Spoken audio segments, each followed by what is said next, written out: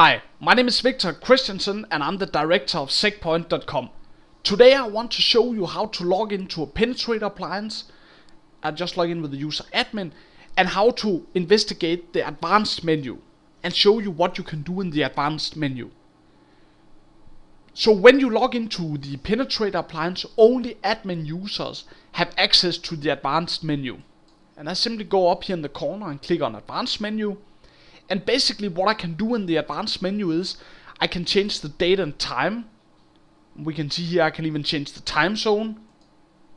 I can change the date format so it fits the American standard. I can upload my own logo to the report. That means every time I get a PDF report I can have my company logo in it. I can set up a system email address where I will get system notifications. For example, if the unit loses access to the update server or to the internet, then it will send notifications. And of course, if it loses internet access, it cannot send a notification. But if there's some kind of other problem, it will send a notification.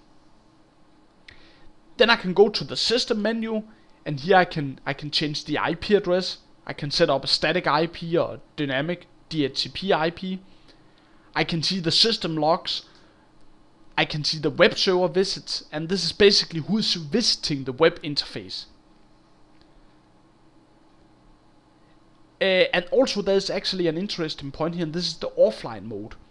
And basically, if you're using a Penetrator appliance offline to do a presentation, then the system status indicator will of course say there's no internet access, there's no DNS, and there's no access at all. So a lot of them will be red.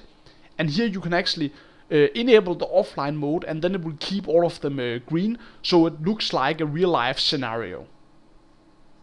Then I can also go to the backup configuration backup menu, and here I can choose a backup, and then I can also insert the backup file, and I can also make it automatically do the configuration backup to our update server. And this is a very useful feature. If your system crashes in a fire or electricity overload, then you can always get back the backup.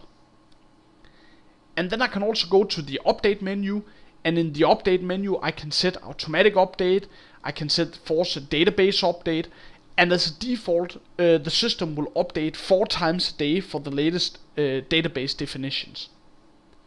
I can also force a firmware update, and here I can change the update interval. I can choose how often I want it to run. I can also go to the update server and I can put in another update server. In different countries we have other update servers, like in the Netherlands we have the update SecPoint NL. So if you're in the Netherlands, you can change your update servers to the different country update servers. And you can go to the forum to see the whole list of the update servers.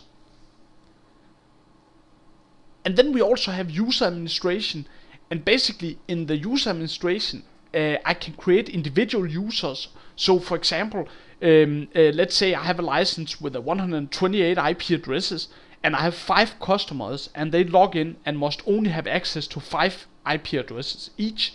Then I can give them this.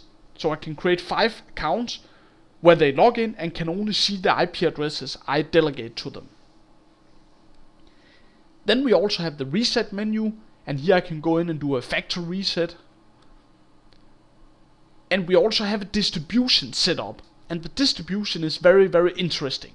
So basically what you can do with the distribution is you can turn any Penetrator appliance into a master Penetrator or a client Penetrator.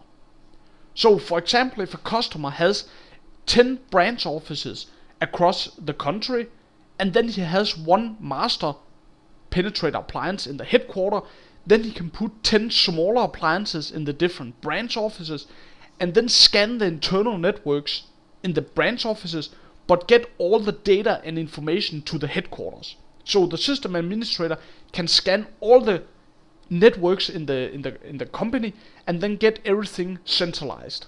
And it's very user friendly to set it up. Simply click on the master Penetrator, and then I can put in the IP addresses, and I can click on the client Penetrator and put in the client IP addresses. And any Penetrator appliance can either be a master or a client, so you don't need to get a special device for each purpose. And then you can also shut down the unit or reboot it. Typically when you do a firmware update, after the update has finished, you don't even have to reboot. So the idea is the system runs itself all the time, and there's as little as possible user interference. So the system just runs itself. So now I click on the home and get back to the welcome screen. And thank you very much for viewing this video presentation, and as always you can get a free vulnerability scan by visiting SecPoint.com. Thank you.